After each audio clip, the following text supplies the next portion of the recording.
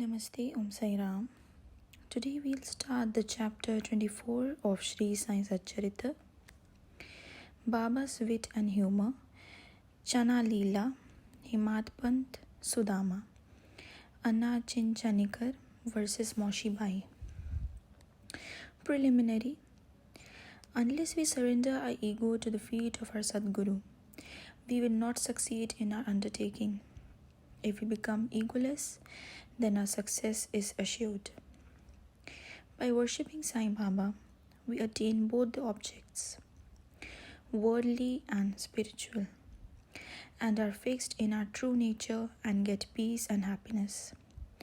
Therefore, those who want to accomplish or gain their welfare should respectfully hear Sai Baba's Leelas or stories and meditate on them. If they do this, they will easily attain the object of their life and get bliss. Generally, all people like wit and humor, but they do not like that jokes should be cut at their expense. But Baba's method was peculiar. When it was accompanied with good gestures, it was very interesting and instructive, and the people therefore did not mind. Even if they were held up to the ridicule, Himatpant gives his own instance below. Chana Leela. In Shirdi, a special bazaar was held every Sunday, and people from the neighboring villages came there, erected booths and stalls in the open street, and sold their wares and commodities. Every noon the masjid was crowded, but on Sunday it was crowded to suffocation. On one such Sunday, Himatpant sat in front of Baba, shampooing his legs and muttering God's name. Shama was on Baba's left, Vaman Rao to his right. Shriman Bhuti and Kaka Sahib Dikshit and others were also present there. Then Shama laughed and said to Anna Sahib, "See that some grains seem to have stuck to the sleeve of your coat." So saying, he touched the sleeve and found that there were some grains. Himatpant straightened his left forearm to see what the matter was, and to the surprise of all, some grains of gram came rolling down and were picked up by the people who were sitting there. This incident furnished a subject matter for joke. Everybody present there began to wonder and said something or other as to how the grains found their way into the sleeve of the coat and lodged there so long.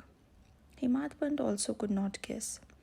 When nobody could give any satisfactory explanation in this matter, and everybody was wondering about this mystery, Baba said as follows: "This fellow, Anna Sahib, has got the bad habit of eating alone. Today is a bazaar day, and he came here chewing grams. I know his habit, and these grams are a proof of it. What wonder is there in this matter?" Himatpant said, "Baba, I never know of eating things alone. Then why do you shoulder this bad habit on me? I have never yet seen Shirdi Bazaar. I never went to the bazaar today. Then how come I could buy grams, and how could I eat them if I had not brought them? I never eat anything unless I share it with others present around me at the time of my meals. Baba, it is true that you give to the persons present, but if none be nearby, what could you or I do? But do you remember me before eating? Am I not always with you? Then do you offer me anything before you eat?" Moral. Let us mark and note carefully what Baba has taught us by this incident. He has advised us that before the senses, mind and intellect enjoy their objects, first he should be remembered, and if this is be done, it is in a way by making an offering to him. The senses, etc., can never remain without their objects. But if those objects are first offered to the Guru, the attachment for them will naturally vanish.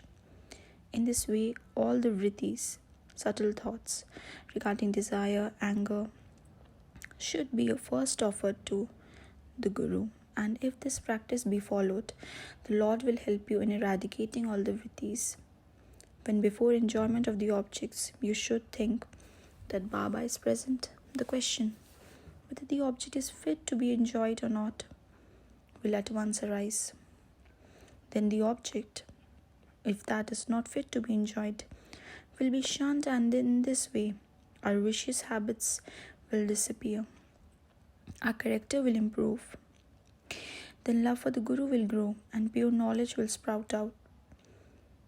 When this knowledge grows, the bondage of body consciousness will snap and our intellect will be merged in spirit consciousness. Then we shall get bliss and contentment. There is no difference between Guru and God. He who sees any difference in them finds God nowhere. So leaving aside all ideas of difference, we should regard Guru and God as one. And if we serve our Guru, as stated above, God will be certainly pleased, and by purifying our minds, will give us self-realization.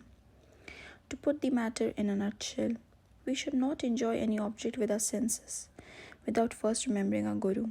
When the mind is trained in this way, we will be always reminded of Baba, and our meditation on Baba will grow up apace.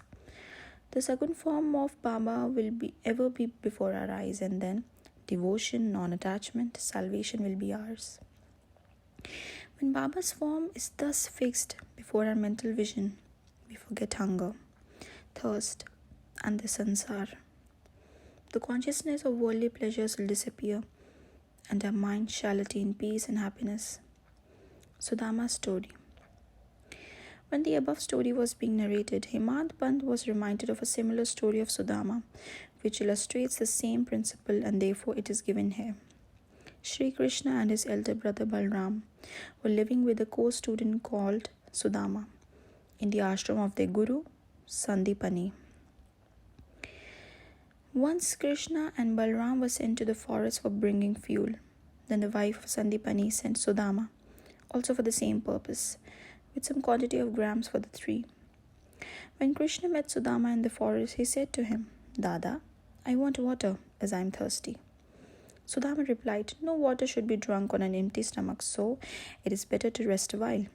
He did not say that he had got grams with him, and that Krishna should take some. As Krishna was tired, he lay down for rest on the lap of Sudama, and was soon snoring. On seeing this, Sudama took out the grams and began to eat.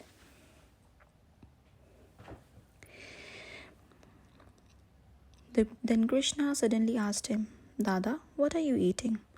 What is the chitter-chatter sound?" He replied, "What is there to eat? I am shivering with cold and my teeth are chattering. I can't even repeat Vishnu Sahasranam."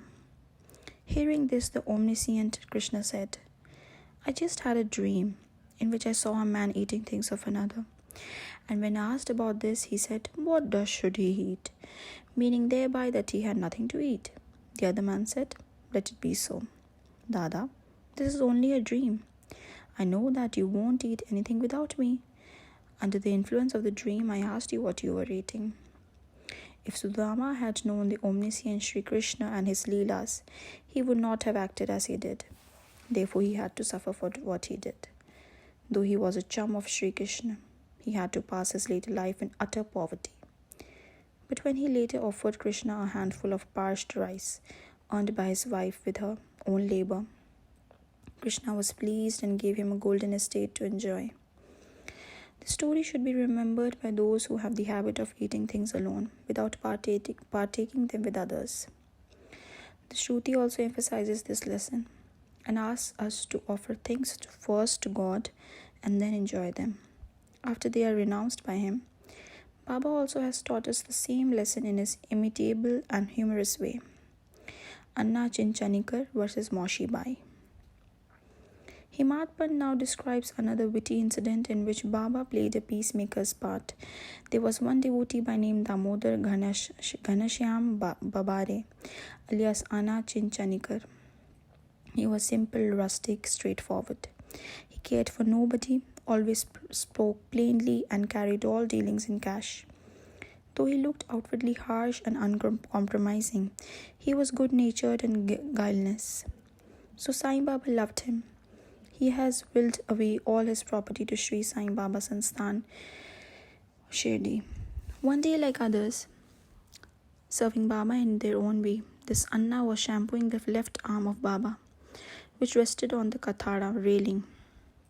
On the right side, one old widow named Venubai Kojalgi, who Baba called mother and all others called Moshibai, was serving Baba in her own way. This Moshibai was an elderly woman of pure heart. She clasped the fingers of both her hands around the trunk of Baba and was at this time massaging Baba's abdomen.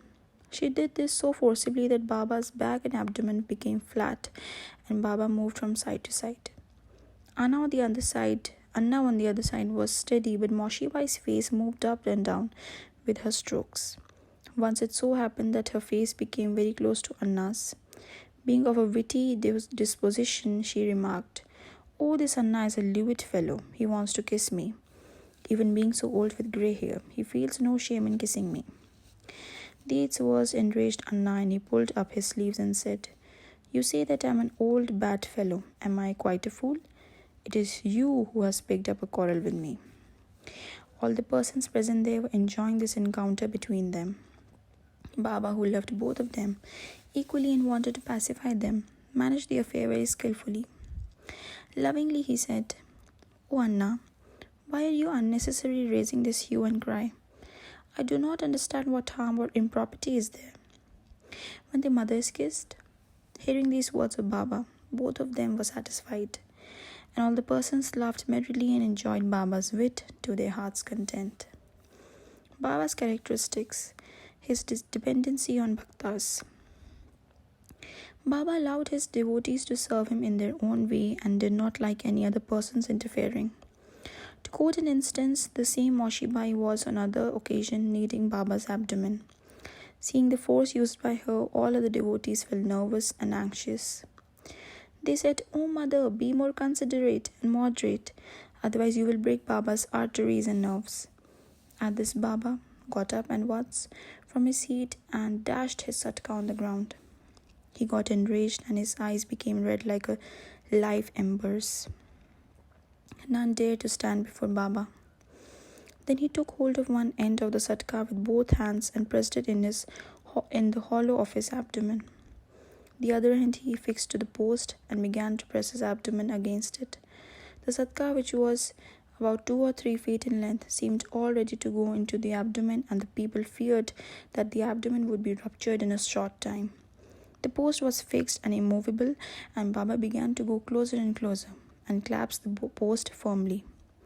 Every moment the rupture was expected, and they were all dismayed, did not know what to do, and stood dumb with wonder and fear. The devotees wanted only to give a hint to Moshibai to be moderate in her service and not cause any trouble or pain to Baba. They were surprised to see that their well-intentioned effort had resulted in this crisis, and they could do nothing but to wait and watch. Fortunately, Baba's rage soon cooled down. He left the satka and resumed his seat. From this time onwards, the devotees took the lesson that they should not meddle with anybody, but allow him to serve Baba as he chooses, as he was capable to gauge the merits and worth of the service rendered unto him. Bodhi Shri Sai, peace to be all. Om Sai Ram.